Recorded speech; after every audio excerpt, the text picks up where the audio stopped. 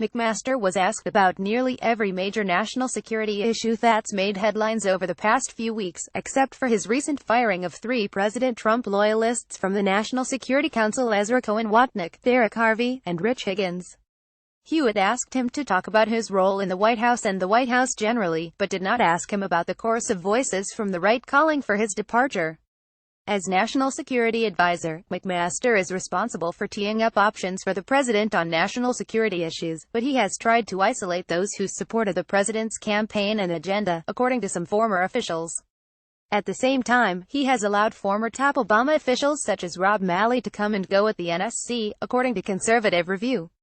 What we're doing is we're delivering what we're calling integrated strategies based on the president's guidance. And so what we had, and this is maybe understandable, he told Hewitt.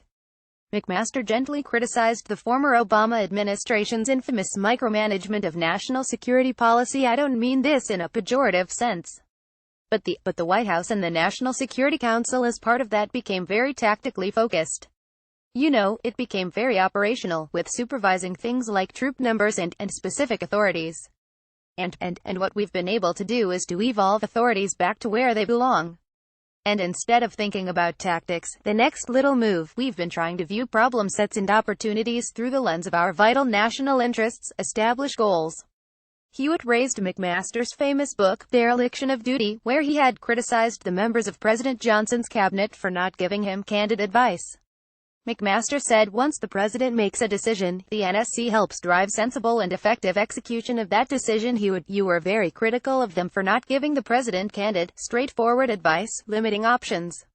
Were you naive at the time? Now that you're living that life, I mean, would you rewrite that chapter differently now that you're living that life in the middle of giving the president advice? McMaster: no. I would rewrite a word of it. And I think actually my experiences have just amplified, I think, for me, the importance of doing our duty, all of us doing our duty, to give the president our best advice.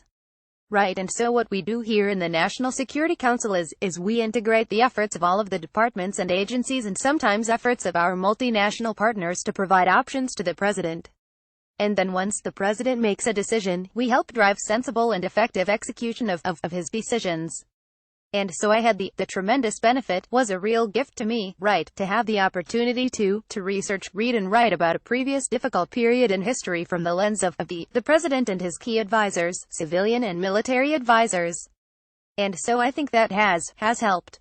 Doesn't give me any answers, right, but it's helped me ask the right questions and to make sure that, that I at least give it my best shot, or I try to do my best for the president and the nation.